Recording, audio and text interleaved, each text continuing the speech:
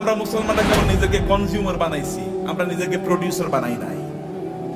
পৃথিবীর সবচেয়ে বড় বড় ব্র্যান্ডগুলোর মালিক কারা বলেন তো? পৃথিবীর সবচেয়ে বড় বড় ব্র্যান্ডগুলোর মালিক কারা? সব মুসলমান। আপনি যদি লিভার ব্রাদার্স এর কথা বলেন তাহলে কি? আপনি যদি অ্যাপলস এর কথা বলেন, এমনকি অ্যামাজন, এটা তো একটা মার্কেটিং প্লেস, অথবা আলিবাবা, এগুলো সব মুসলমানরা তৈরি করছে, মানে অমুসলমানরা। সবকিছু, সকল ব্র্যান্ডের মালিক তারা। তাহলে আমরা কি করলাম? আমরা কেবল খাই, ঘুমাই আর টয়লেটে যাই, এর বাইরে কোনো কাজ নাই। এখন তো টয়লেটে যাওয়ার জন্য, আগে তো অন্তত আপনি টয়লেটে যাওয়ার জন্য বাসার বাইরে যাওয়া লাগতো, এখন তো বাসার বাইরে না, একেবারে বিছানার সাথে টয়লেট। কয়েকদিন পরে এমন টয়লেট বের হবে যে আপনি যেখানে শুইতেছেন ওইখানে টয়লেটের ব্যবস্থা হয়ে যাবে, বাইরে আর আপনার যাওয়ার দরকার নাই। কি প্যাথেটিক জীবন ব্যবস্থা! মুসলমানদের তো এটা করার কথা ছিল না। আল্লাহ তাআলা আপনাকে নির্দেশ করেছেন, ফাইজা কুদিয়াতিস সালাতু ফান্তাশিরু ফিল আরদি ওয়াবতাগু মিন ফাদলিল্লাহ। নামাজ শেষ মসজিদে বসে থাকা যাবে না। ওমর রাদিয়াল্লাহু তাআলার যুগে একদল যুবক নামাজের পর মসজিদে বসেছিলেন। ওমর লাঠি এনে তাদেরকে পিটাচ্ছেন, এখানে বসে আছো কেন? বলে, আমরা এখানে এমনি বসে আছি, আল্লাহ জিকির করছি। তোমাদের আয় ইনকাম করা লাগবে না? ব্যবসা বাণিজ্য, চাকরি বাকরি করা লাগবে না? আল্লাহ আমাদেরকে খাওয়াবে। আসমান থেকে আল্লাহ কবি রিজিক নাজিল করেছে, আসমান থেকে আল্লাহ বৃষ্টি নাজিল করে। এই বৃষ্টিকে জমিনের ফসলের জমিতে নিয়ে তারপরে ফসল উৎপাদন করা লাগে, তোমাকে সেটা করতে হবে। লাঠি নিয়ে এসে তাদেরকে পিটিয়ে বের করে দিয়েছে, যাও চাষাবাদ করো, ফসল উৎপাদন করো, চাকরি বাকরি করো, ব্যবসা বাণিজ্য করো, এটাই তোমাদের কাজ। আল্লাহ সুবহানাহু ওয়া তাআলা কোরআনে সূরাতুল মুজাম্মিলে দুই ধরনের লোকের কথা বলেছেন। দুই ধরনের লোক তারা যুদ্ধে লিপ্ত আছে। এক ধরনের লোক তারা আল্লাহর রাস্তায় জিহাদ করছে, আল্লাহর দ্বীনকে প্রতিষ্ঠা করার জন্য। আরেক দল লোক তারা টাকা পয়সা ইনকাম করার জন্য যুদ্ধ করছে। কারণ টাকা পয়সা যদি না থাকতে, তাহলে মসজিদ নির্মাণ করবেন কোত্থেকে, মাদ্রাসা নির্মাণ করবেন কোত্থেকে, আর যারা যুদ্ধ করবে তাদের জন্য অস্ত্র কিনবেন কোত্থেকে? করার জন্য you need some people who will support these people. আপনি একদল লোক যারা এই সাপোর্ট দেবে আপনাকে, তাদের অর্থ থাকা লাগবে। এবং এই কারণে আল্লাহ তাআলা বলেছেন, ওয়াইদু লাহুম মাসতাতা'তুম মিন কুওয়াতিন ওয়া মির রিবাতিল খায়ল। আল্লাহ তাআলা তার রাসূলকে বললেন, আপনি বলে দেন ওরা যেন ঘোড়ার আস্তাবল তৈরি করে, ওরা যেন ঘোড়া প্রোডাকশন যেন হাউস তৈরি করে। ঘোড়া প্রোডাকশন হাউস তৈরি করতে হলে কি কি লাগবে আপনারা জানেন? আপনাকে ফার্ম তৈরি করতে হবে, ঘোড়ার ফার্ম। ঘোড়ার ফার্মে লাগে কি? ঘোড়ার ফার্মে লাগবে, তাহলে ঘোড়াকে প্রজনন করার জন্য একটা পদ্ধতি লাগবে, রিপ্রোডাকশন প্রসেস লাগবে, এবং ডাক্তার লাগবে, কারণ এখানে বিভিন্ন ধরনের রোগ তৈরি হবে, রোগের চিকিৎসা করার জন্য। আবার এগুলো কি খাবারের জন্য ব্যবস্থা লাগবে, এগুলো খাবার আসবে কোত্থেকে? আরেকটা ইন্ডাস্ট্রি তৈরি হবে, যেমন এখন ফিশ ইন্ডাস্ট্রি তৈরি হবে। আবার এগুলোকে বিক্রি করার জন্য বাজার তৈরি হবে, মার্কেট প্লেস, বিশাল মার্কেট প্লেস। এবং সেখানে আবার কি ক্রেতা লাগবে, বিক্রেতা লাগবে। সেখানে আপনার ট্রেডার লাগবে, যারা ট্রেডিং করবেন এরকম লোকেরা লাগবে, যারা উৎপাদন করবে তারা লাগবে। আবার এদেরকে লালন পালন করার জন্য এই ঘোড়াগুলো একদল প্রশিক্ষিত লোক লাগবে, যারা সার্ভিসম্যান, যারা সার্ভিস দেবেন। আবার এদেরকে মার্কেটে নিয়ে যাওয়ার জন্য একদল আপনার এজেন্ট লাগবে, অথবা আপনার যেমন এখানে এজেন্সি নিয়ে আপনার কাজ করছেন, এরকম আলাদা কিছু লোকেরা লাগবে যারা এগুলো নিয়ে যাবে এবং এগুলো তারা মার্কেট প্লেসে ব্যবহার করবে। ফলে আপনি যখনই আল্লাহ তাআলা বলেছেন যে আপনি ঘোড়ার আস্তাবল তৈরি করেন, ফার্ম তৈরি করেন, ফার্ম তৈরি করা মানে হচ্ছে বিশাল ইন্ডাস্ট্রি তৈরি করা। এবং এই ইন্ডাস্ট্রির কথা মুসলমানরা বুঝেছেন। প্রায় 1200 বছর জুড়ে, রাসূলের আগমনের পর থেকে শুরু করে 1200 বছর জুড়ে গোটা পৃথিবীর সকল প্রায় ইন্ডাস্ট্রির মালিক ছিল মুসলমানরা। অধিকাংশ ব্র্যান্ডের মালিক ছিল মুসলমানরা। কিন্তু আমরা যখন এই ব্র্যান্ড থেকে বের হয়ে গেলাম, যখন আমরা মনে করলাম আমরা ওই যে বৈরাগী জীবন যাপন করলাম, খ্রিস্টানদের মতো বৈরাগী জীবন যাপন করা শুরু করে দিলাম। না, আমি মাওলানা সাহেব, আমি ইমাম সাহেব, আমি কেবল আজান দেবো, আমারে যা পয়সা লোকেরা যা দান সাদাকা করে, এই দান সাদাকা খায় আমি বাঁচবো, এইরকম মানসিকতা যখন আমাদের তৈরি হয়ে গেল, আমি যাকাত খাবো, এইরকম মানসিকতা যখন তৈরি হয়ে গেল, তখন আমাদের কাছ থেকে চলে গিয়েছে অন্যদের কাছে নেতৃত্ব।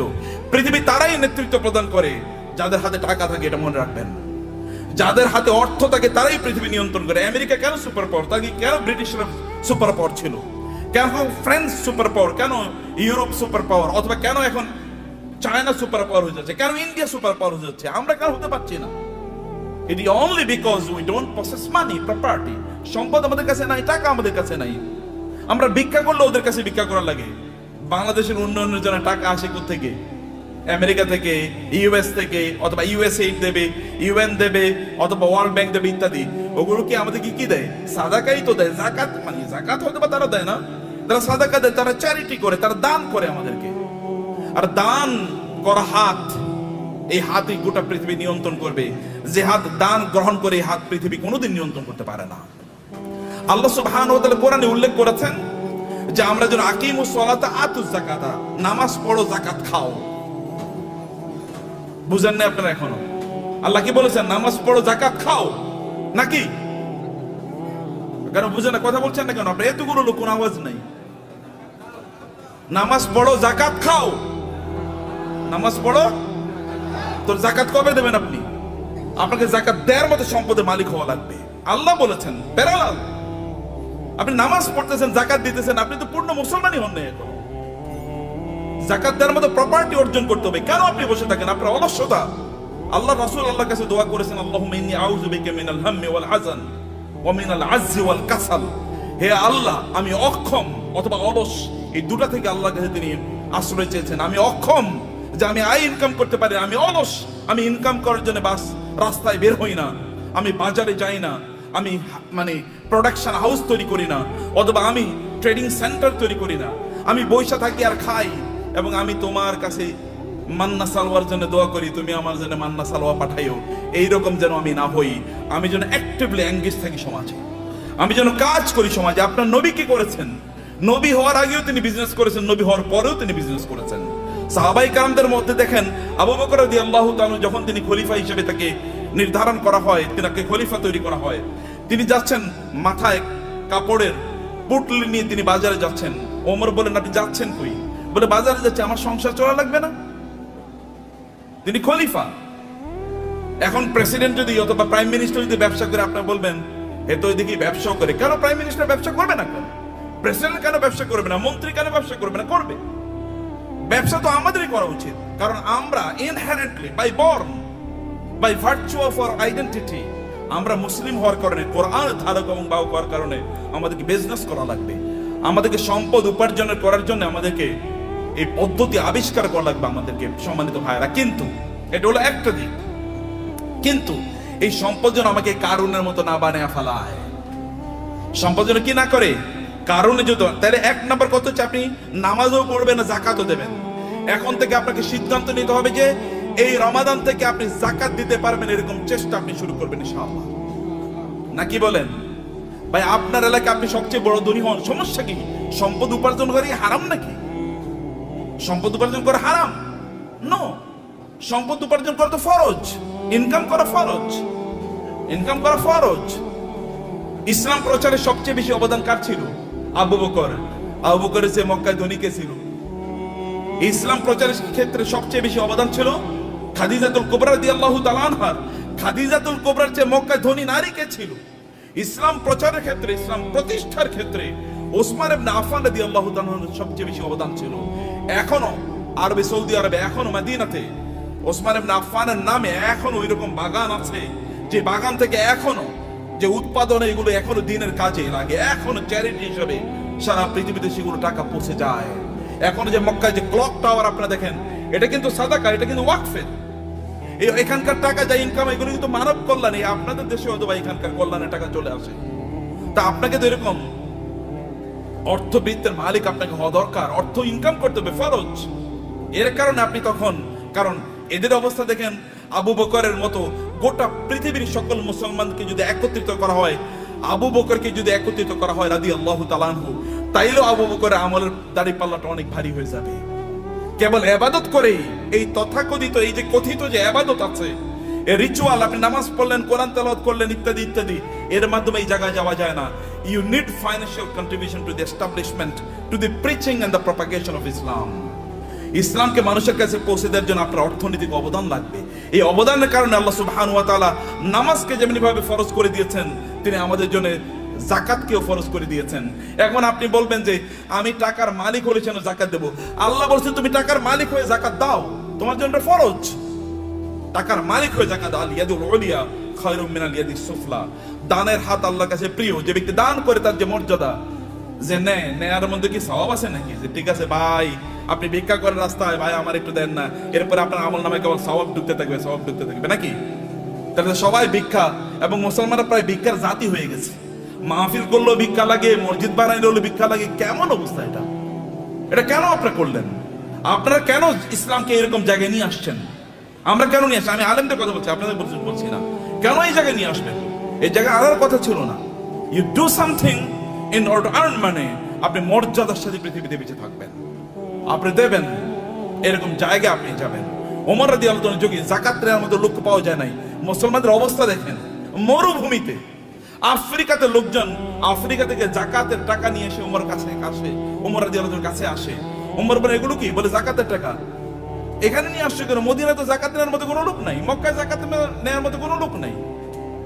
আয় আমাদের আফ্রিকাতেও তো জাকাত নেওয়ার মতো কোনো লোক নাই, করবো কি? আফ্রিকাতে জাকাত নেওয়ার মতো কোনো লোক নাই যখন মুসলমানদের শাসন চলেছে। এখন আমরা সব জায়গায় ভিক্ষা। আফ্রিকা মানে হচ্ছে ভিক্ষুকের জাতি, অথবা আন্ডার ডেভেলপ, লিস্ট ডেভেলপড, অথবা সবচেয়ে অনুন্নত দেশ। বাংলাদেশ মানে হচ্ছে ফকিরের দেশ, আমরা এরকম মনে করে থাকি। আপনাদেরকে দায়িত্ব নিতে হবে এই বাংলাদেশের মুসলমানদেরকে, অথবা এই সমগ্র জাতিকে অবশ্যই দারিদ্র থেকে অথবা এই ভিক্ষাবৃত্তি থেকে জাতিকে উদ্ধার করতেই হবে আমাদেরকে। এবং দুজনে ব্র্যান্ড ডেভেলপ করেন, ডু সামথিং। এটাও ইবাদত। বিজনেসের চেয়ে বড় ইবাদত নাই। বিজনেসের লোকেরা জান্নাতে নবী রাসূলদের সাথে থাকবে। আল্লাহ রাসূল বলেছেন যারা বিজনেস করে, সৎ বিজনেস করে, তারা নবী রাসূলদের সাথে থাকবে জান্নাতে। অন্যরা কিন্তু এরকম থাকতে পারবে না। আমার মতো এরকম খালি দাওয়াত দিয়ে গেলাম আর আপনার কাছে আসলাম, আশা করছি কিছু টাকা দিলে এরপরে আমার সংসারটা চলবে, আছে কিনা এরকম? আপনার প্রফেশন কি? ব্যবসা কি? আপনার চাকরি কি? কয়লা আমি ওয়াইজ হলো আমার চাকরি। ওয়াইজ কোনো চাকরি নাকি? ওয়াজ কি কোনো চাকরি? কিন্তু আমাদের দেশে এটা চাকরি হয়ে গেছে। আপনার চাকরি কি? আমি ইমামতি হলো আমার চাকরি। নো, ইমামতি চাকরি না। আমার এরকম হওয়া দরকার ছিল, আমার সাইড বিজনেস আছে, বাকি কাজগুলো আমি এভাবে করি। প্রিয় ভাইরা, বলছিলাম 10 মিনিট, মনে 10 মিনিট হয়ে গেছে। আচ্ছা, লাস্ট 2-3 মিনিট আপনাদেরকে শেষ করে দিই। তার মধ্যে ইয়া রব না, ভাই আছেন যে শেখরা আছেন, ওনার কথা বলবেন। আপনারা তো প্রচন্ড রাগান্বিত ভিতরে, তাই না? রাগ করছেন তো কথা শুনে? আচ্ছা, পিছন থেকে কানো আওয়াজই শুনি না, ঘটনা কি? এই পিছনে একটু ক্যামেরাটা ধরেন তো দেখি সবাই আছে কিনা জীবিত। জীবিত আছেন নাকি? মাশাআল্লাহ মাশাআল্লাহ মাশাআল্লাহ। একটু হাতটা নাড়ান তো দেখি, হাতের ব্যায়াম হোক। গুড, ঠিক আছে, নামান, হাত নামান। ভাইরা আমার, সম্পদের মালিক হওয়ার জন্য আমি আপনাকে অনুপ্রাণিত করছি। আপনার সম্পদের মালিক হন, কিন্তু সম্পদের মালিক কারুনের মতো হওয়ার জন্য করবেন না।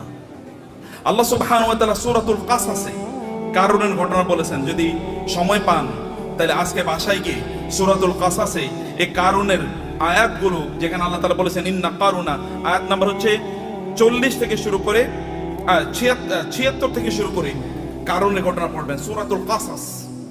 ইন্না কারুনা কানা মিন কওমি মূসা ফাবাগা আলাইহিম ওয়া আতাইনাহু মিনাল কুনুজি মা ইন্না মাফাতিহাহু লাতানূ বিল উসবাতি উলিল কুওয়া ইয ক্বালা লাহু কওমুহু লা তাফরাহ ইন্নাল্লাহা লা ইউহিব্বুল ফারিহিন। আল্লাহ সুবহানাহু ওয়া তাআলা বলেছেন, কারুনের গল্প আমাদেরকে বলছেন। তাহলে আমার আলোচনা দুটো পার্ট, এর একটা পার্ট আমি শেষ করলাম। আপনাদেরকে সম্পদের মালিক হতে হবে, প্রচুর পরিমাণ সম্পদের মালিক হতে হবে, যেন মানুষ যেন না বলে মুসলমানরা ভিক্ষুকের জাতি। আপনি যেন দিতে পারেন, অন্যরা যেন আপনাদেরকে দেখে বলে যে না, এ তো মুসলমান, এর মতো হতে হবে, আপনি তার মতো হতে। এখন আমরা এক্সাম্পল দিতে গিয়ে এখন আমরা ধরেন তৌহিদ ভাই ছাড়া আর কাউকে এক্সাম্পল দিতে মতো দেওয়ার মতো লোক পাচ্ছি না।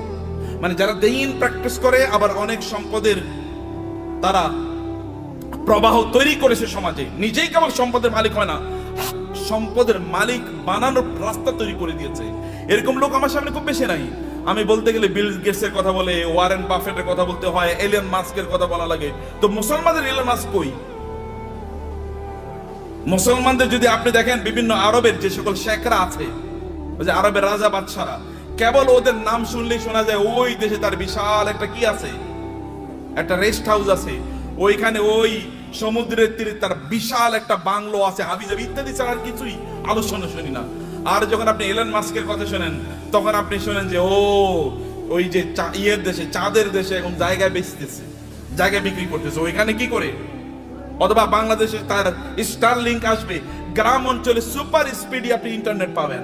অথবা টেসলার মাধ্যমে এমন গাড়ি তৈরি করছে ওখানে কোনো কি লাগবে না, ড্রাইভার লাগবে না। এরকম একটা কথা বলেন তো আপনি মুসলমানদের, এটা কেমন জাতি? 300 কোটি মুসলমান বলা হয়, অথবা কমপক্ষে তো 200 কোটি। গোটা পৃথিবীতে মানুষ 800 কোটি, এর মধ্যে প্রায় 250 কোটি মুসলমান। 250 কোটি মুসলমান একটা টেসলার মতো জিনিস তৈরি করতে পারলো না, একটা আইফোনের মতো প্রোডাক্ট তার নাই। অথবা তার একটা কি, এই যে আমরা ইয়ের গাড়ি কি বলে, কিসের গাড়ি, এই যে মানে আমরা আমাদের বাংলাদেশে এটা কি যে কি গাড়ি জানো, এটা আপনার মানে এক্স করোলা, মানে করোলা টাইপের একটা গাড়ি তো বানাইতে পারেন আপনি। বলেন তো একটা ব্র্যান্ডের নাম বলেন তো মুসলমানদের গাড়ির, একটা হুন্ডার নাম বলেন তো, একটা সাইকেলের নামই বলেন। আরে সাইকেলের নাম তো বহুত পরের কথা। এই যে সাইকেলের যে শিখ ব্যবহার, ওগুলো কি বলে? হ্যাঁ, শিখ বলে না? এরকম বানাইছে মুসলমানরা, দেখেন তো। এটাও তো চায়না থেকে আপনার আনা লাগে। তাহলে কি আমরা কি বানাইছি করছি? কেবল খাও দাও ফুর্তি করো, দুনিয়াটা মস্ত বড়, এরকম টাইপ ছাড়া কোনো কিছু নাই। খাও ঘুমাও এবং সিনেমা দেখো আর ফেসবুক টিপাও। যে ফেসবুক বানাইছে ওর নিজেরও অ্যাকাউন্ট হয়তো বা নাই, কিন্তু আপনি এটা নিয়ে সারাদিন রাত ব্যস্ত আছেন। ও যে ইউটিউব বানাইছে ওইটা ব্যবসায়ী হাউস, তার এখান থেকে সে বিলিয়নস অফ ডলার্স ইনকাম করে নিচ্ছে, কিন্তু আপনি ওইটাই দেখেন এবং আপনি বলেন পাগলের সুখ মনে মানে আপনি, আমি কত সুখী, সারা রাত বেলা সিনেমা দেখতেছি, মজা কারে বলে? Stupid lifestyle. নো, আল্লাহ আপনাকে এই জন্য তৈরি করেন নাই, হিউজ প্রোডাক্টিভিটি তৈরি করেছেন এবং আল্লাহর মার্সি আপনার উপর আছে। আল্লাহ সুবহানাহু ওয়া তাআলা আপনাকে সেরকম ক্যারিশমা দিয়ে তৈরি করেছেন এবং এই কারণে আপনার এলাকায় আপনি সবচেয়ে বেশি সম্পদের মালিক হন এবং এর মাধ্যমে আপনি ওই এলাকাটাকে উন্নয়নের কাজ করেন। ওইখানে এমন কোন মসজিদ না থাকুক যে মসজিদে আপনার কন্ট্রিবিউশন নাই, এমন কোন মাদ্রাসা না থাকুক যেখানে আপনার কন্ট্রিবিউশন নাই, এমন কোন দ্বীনি কাজ না থাকুক যেখানে আপনার কন্ট্রিবিউশন নাই। লোকেরা যখন চিন্তা করবে আমরা এখানে একটা দ্বীনি কাজ করতে চাই, তখন সবার আগে আপনার নাম মনে পড়বে, অমুকের কাছে যাই। যেমনি ভাবে লোকেরা কোনো দ্বীনি কাজ করলে, রাসূলের কোনো দ্বীনি কাজের প্রশ্ন দেখা দিলে তার সবার আগে মনে পড়তো কার নাম? আবু বকরের নাম। আবু বকর নাম মনে পড়তো, তো ওসমান নাম মনে পড়তো, কারণ কেউ তাদেরকে সুপারসিড করতে পারতো না। সম্মানিত ভাইয়েরা এবং বোনেরা, সে কারণে পজিটিভলি অ্যাক্টিভলি সময় কাটান। মনে রাখবেন প্রত্যেকটা সেকেন্ডের জন্য আল্লাহকে জবাবদিহি করতে হবে। আল্লাহর কাছে, আল্লাহর কাছে আপনাকে জবাবদিহি করতে হবে প্রত্যেকটা সেকেন্ডের জন্য। ওয়াল আসরি ইন্নাল ইনসানা লাফি খুসর, মানুষ সৃষ্টিগতভাবে বিপদের মধ্যে আছে। ইন্নাল ইনসানা লাফি খুসর, তবে ইল্লাল্লাযিনা আমানু ওয়া আমিলুস সালিহাত, যারা ঈমান এনেছে, ঈমান আনার উপর ভালো কাজ করছে।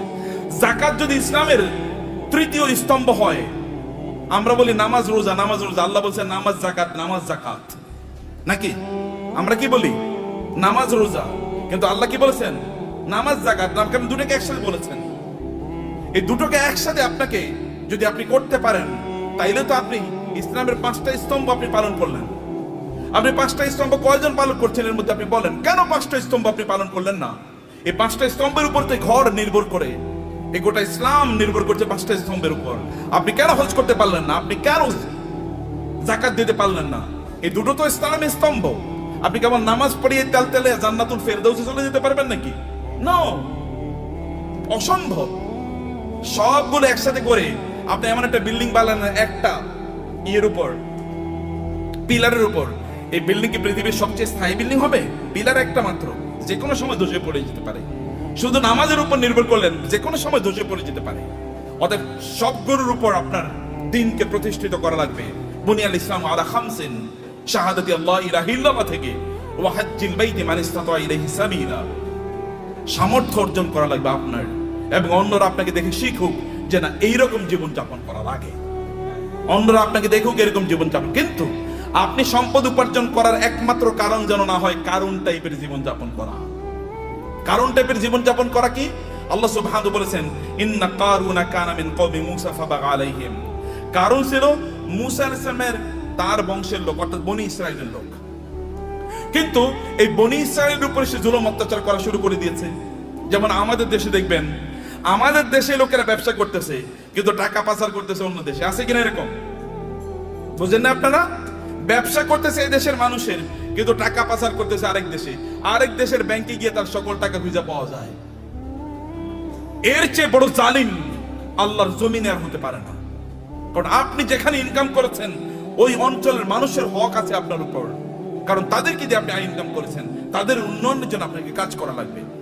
ফেরাউন মানে কারণই টাইপ এরকম যে কারণ এরকম করেছে, কিন্তু সেই লোকজনের উপর সে জুলুম এবং অত্যাচার চালিয়ে দিল।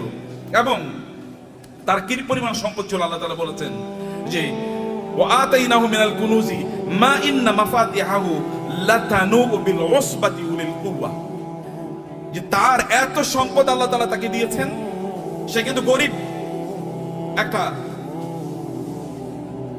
জাতির একজন, গরিব জাতি মানে হচ্ছে বনি ইসরাইল। বনি ইসরাইল কিন্তু কৃতদাস, ফেরাউন তাদেরকে কৃতদাস বানিয়ে রেখেছিল, তাদেরই একজন, কিন্তু প্রচুর পরিমাণ সম্পদের মালিক হয়েছে।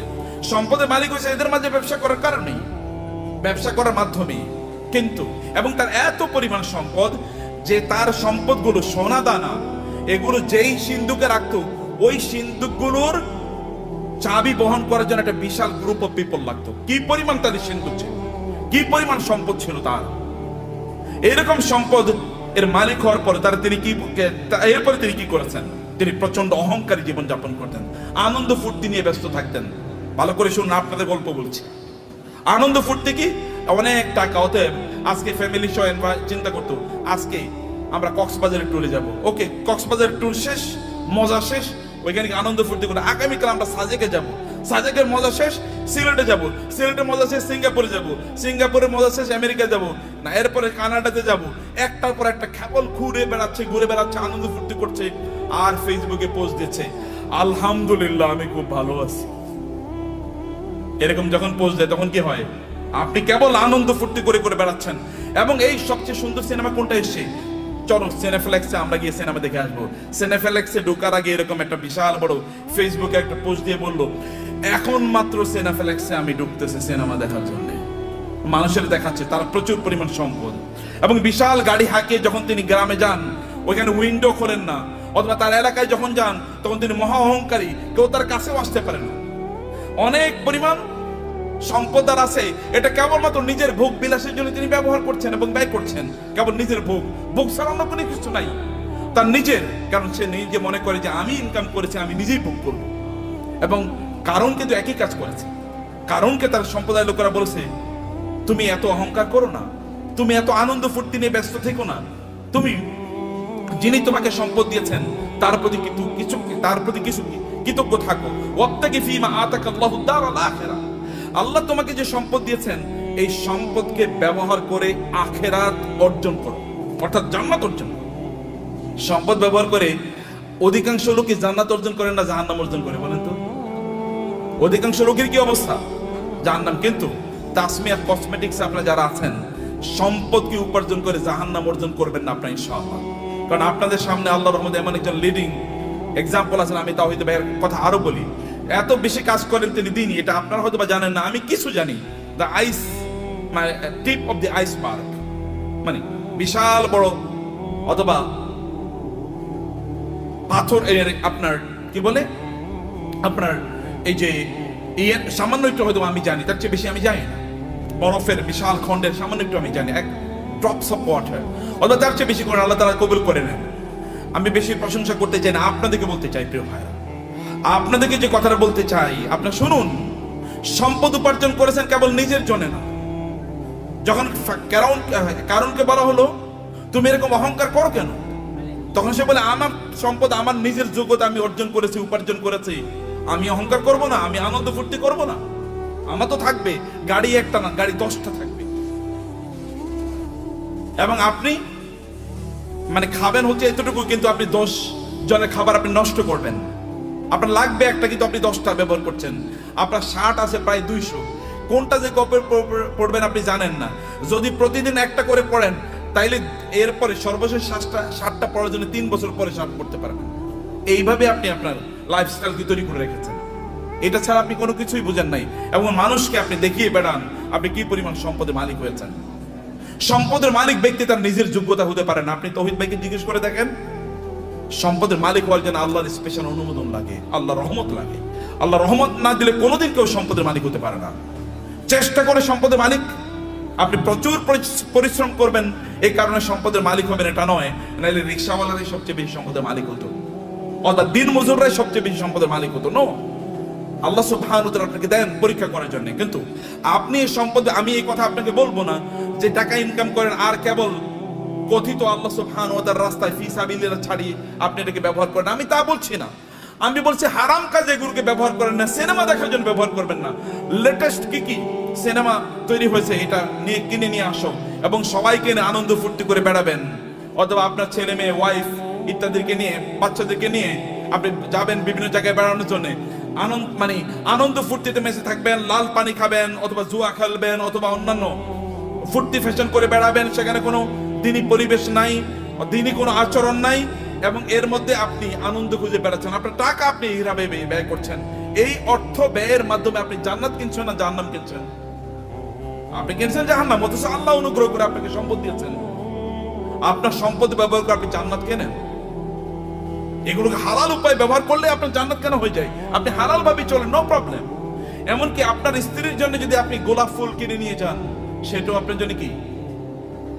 সেটাও কি সওয়াব? বলবে নতুন ফতোয়া নিয়ে আসছে। নতুন ফতোয়া? এটাই পুরান ফতোয়া, এটাই পুরান ফতোয়া। আপনার স্ত্রীর জন্য আপনি টাকা ইনকাম করেছেন, স্ত্রীর জন্য গোলাপ ফুল কিনে নিয়ে যান, তার জন্য নতুন একটা আইটেম কিনে নিয়ে যান এবং তাকে খুশি করেন, কারণ তাহলে আপনার সংসার ঠিক থাকবে, আপনার সন্তানটা ঠিক মতো চলবে। এটাও কি? এটাও দিনদারি, এটাও ইবাদত। অতএব আপনি হালাল পথে আপনার সম্পদগুলো ব্যবহার করেন। এর মাধ্যমে আপনি ওয়াবতাগি ফিমা আতাকাল্লাহু দারুল আখিরা ওয়ালা তানসা নাসিবাকা মিনাদ দুনিয়া। আমি বলি না আপনি সাজেকে যাবেন না, আমি বলি না সিলেটে যাবেন না, আমি বলেছি ওখানে যান এবং আপনার সন্তানকে নিয়ে আপনি সেখানে জামাতের সাথে নামাজ আদায় করুন। লোকেরা দেখুক যে পর্যটনে এসেও তারা কি করছে, জামাতে তারা নামাজ আদায় করছে, মিস করছে না। আপনি বিচে তখন যান যখন নামাজের সময় না, লোকেরা দেখুক যে তিনি নামাজকে প্রায়োরিটি প্রদান করছেন। লোক ওইখানে গিয়েও আপনি দান সাদাকা করুন, লোকেরা দেখুক যে লোকটা আল্লাহ সুবহানাহু ওয়া তাআলাকে আনন্দ করতে এসে আল্লাহকে ভুলেন নাই, আল্লাহকে তিনি তার প্রায়োরিটির মধ্যে রেখেছেন। ওইখানে আপনি গিয়েছেন, এখন অর্ধ উলঙ্গ হয়ে আপনি ঘুরবেন না। আপনার স্ত্রী, তিনি সেখানে পর্দার মধ্যে থাকবেন না, আপনি তাকে দেখিয়ে দেখিয়ে শোপিসের মধ্যে, চিড়িয়াখানার চিড়িয়ার মধ্যে তাকে এরকম দেখায় দেখায় বেড়াবেন, এরকম করবেন না। তাইলে আপনি কি হলো, আপনার সম্পত্তি আপনি জান্নাত উপার্জন করলেন, জাহান্নাম আপনি উপার্জন করলেন না। আপনার সম্পদের কারণে অন্যকে ছোট তুচ্ছ তাচ্ছিল্য করে দেখবেন না, দেখাবেন না। আপনার ড্রাইভার, তাকে তুই করে বলা, আপনার সন্তান তাকে তুই করে বলে, আপনি তুই করে বলছেন। আপনার বাসায় বুড়ো মহিলারা কাজ করে, তাদেরকে আপনি তুই করে বলছেন, আপনি নিজেও তুই করে বলছেন, আপনার বাচ্চারও তুই করে বলে। এটা কেমন কথা হলো? যেটা তো আপনার মায়ের সমান বয়সের, আল্লাহ তাকে না দিয়ে পরীক্ষা করছেন, আপনাকে দিয়ে পরীক্ষা করছেন। লাইফস্টাইলে অহংকার যদি কেউ করে, তাহলে কারণের অবস্থা কি হয়েছিল? এত ব্যাপক পরিমাণ সম্পদ, লোকেরা তাকে দেখলে বলতো, আহা, কারণের মধ্যে যদি সম্পদ আমার থাকতো, আমাদের থাকতো।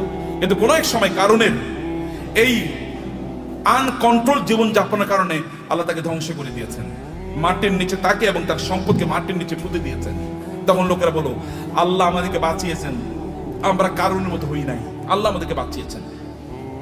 সম্মানিত ভাইরা, আপনার সম্পদের প্রতি অন্যের অধিকার আছে, এই অধিকারগুলো দান করুন। মনে করবেন আল্লাহ যদি আপনাকে দেয়, তাহলে আপনার লাইফস্টাইলই কেবল বাড়াবেন না। আগে গাড়ি ছিল সাধারণ গাড়ি, এখন আপনি মার্সিডিজ বেঞ্জ কিনলেন, মার্সিডিজ বেঞ্জে এখন চলেন, এখন বিএমডব্লিউ কিনবেন। বিএমডব্লিউ এখন এগুলো সেকেলে, এগুলো এখন ছোট লোকেরা ব্যবহার করে।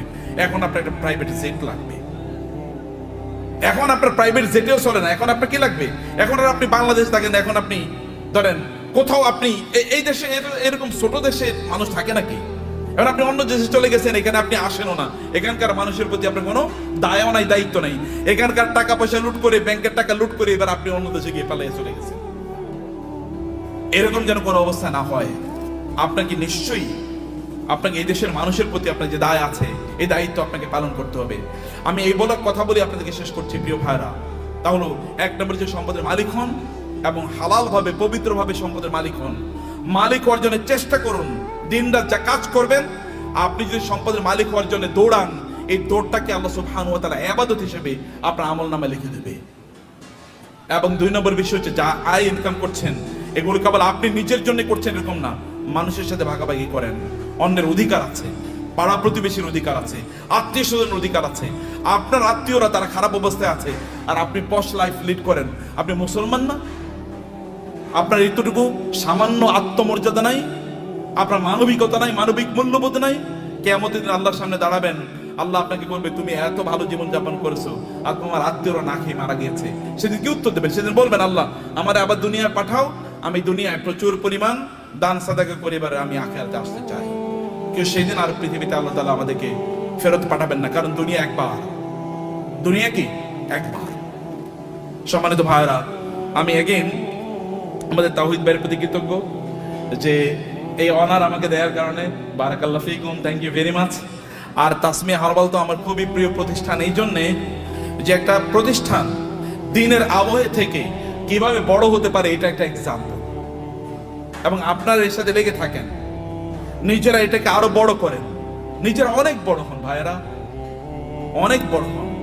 এই গোটা পৃথিবীর সম্পদ যদি ভালো মানুষের হাতে থাকে তাইলে কি ওগুলো দিয়ে সিনেমা বানাইবো বলেন তো? আচ্ছা, আমাদের তৌহিদ ভাই কি ওনার টাকা দিয়ে সিনেমা বানাইবো কোনোদিন? নাটক বানাবে? এলজিবিটি কে প্রমোট করবে? অশ্লীলতাকে প্রমোট করবে? কোনো কিছু করবে না। হলে ভালো কাজে চলবে, অথবা এই যে আপনাদের জন্য ব্যয় হবে, অথবা দেশের উন্নয়নে সেটা কাজে লাগবে। এরকম মানুষের হাতে সম্পদ থাকা উচিত, এবং আপনি নিজকে ওরকম একজন রোল মডেল তৈরি করেন, এরকম একজন মানুষের পরে। এটা কিন্তু আল্লাহর নির্দেশ। আমি কিন্তু আল্লাহর কথাগুলো আপনাকে বলে গেছি আমার ভাষায়। আল্লাহর ভাষায় তো আমি বলতে পারবো না, আমার ভাষায় আল্লাহর কথাগুলো আপনাদের ব্যাখ্যা করলাম। হে আল্লাহ, তুমি এই আয়োজনটাকে কবুল করে নাও, আজকের এই কনফারেন্সকে কবুল করে নাও, এই তাসমিয়া হারবালকে তুমি কবুল করে নাও আল্লাহ, এবং এটাকে বাংলাদেশের লিডিং বিজনেস হাউস হিসেবে কবুল করে নাও আল্লাহ। আল্লাহ, এখানে যারা এর সাথে সম্পৃক্ত আছেন বিভিন্ন ভাবে, আল্লাহ সবাইকে তুমি কবুল করে নাও আল্লাহ, এবং সবার ব্যবসার মধ্যে তুমি বারাকা দান করো আল্লাহ। আর এরা সবাই যেন অন্যদের জন্য রোল মডেল হতে পারে, অন্যদের জন্য আদর্শ হতে পারে আল্লাহ। সবাইকে তুমি সেই স্ট্রেংথ এবং স্ট্যামিনা দান করো আল্লাহ। আমাদের সবাইকে আমাদের সম্পদ দিয়ে যেন আমরা আখিরাতে তোমার কাছে যেন একটা ঘর বানাতে পারি আল্লাহ। তোমার কাছে আমাদের জন্য ঘর বানায়া দিন, আমরা সেভাবে আমাদের সম্পদগুলোকে যেন ব্যয় করতে পারি, এবং অন্যের প্রতি আমাদের যে দায় আছে, দায়িত্ব আছে, মানুষের প্রতি আমাদের যে দায় আছে, সেটা যেন আমরা পালন করতে পারি। আমাদের সম্পদের কারণে যেন আমরা অহংকারী না হয়ে উঠি, আমরা কেবল যেন শো অফ না করি, আমি দেখাই যে আমার এরকম আছে এবং অন্যরা এটা দেখে ইনফেরিয়রিটি কমপ্লেক্স, এটা যেন না হয়। আপনি ভাবির জন্য বিশাল বড় গয়না কিনে নিয়ে গেলেন, এবার আপনার ওয়াইফ আরেকজনের, আপনার কোনো মানে তার কোনো কাজিনের অথবা তার কোনো বান্ধবীর অথবা অন্য কাউকে বললো, দেখো আমার স্বামী কিন্তু আমার এটা দিয়েছে। এরপরে উনি তো তার স্বামীর সাথে এবার ঝগড়া বিবাদ লাগলো, আমার বান্ধবীরে, আমার বান্ধবীর স্বামী এরকম দিছে, তুমি আমারে দিলা না, তো তুমি তো আমার প্রতি জুলুম করছো, আমি তোমারে বিয়া করে এই জীবনটা শেষ হয়ে গেল আমার। এটা শো অফ করার জন্য না, আল্লাহর প্রতি কৃতজ্ঞতা। যত আল্লাহ দেবেন তত কৃতজ্ঞতা বাড়িয়ে দেন। আল্লাহ আপনার মাথা উঁচু করে দিয়েছেন, যিনি মাথা উঁচু করে দিয়েছেন তার জন্য মাথাটা কি হবে? অবনত হবে, সেজদায় বেশি লুটিয়ে পড়তে হবে, তাইলে তিনি আপনার মাথাকে উঁচু করে দেবেন। থ্যাংক ইউ ভেরি মাচ, জাযাকুমুল্লাহ খায়ের। আল্লাহ সুবহানাহু ওয়া তাআলা আমাদের সবাইকে অনেক অনেক কল্যাণ দান করুন, আল্লাহুম্মা আমিন। হাযা ওয়া সাল্লাল্লাহু সুবহানাহু ওয়া তাআলা নবিয়ানা মুহাম্মদ ওয়া আলিহি ওয়া সাহবিহি আজমাইন। সুবহানাকা আল্লাহুম্মা ওয়া বিহামদিক, আশহাদু আল্লা ইলাহা ইল্লা আনতা আস্তাগফিরুকা ওয়া আতুবু ইলাইক। ওয়াসসালামু আলাইকুম ওয়া রাহমাতুল্লাহি ওয়া বারাকাতুহু।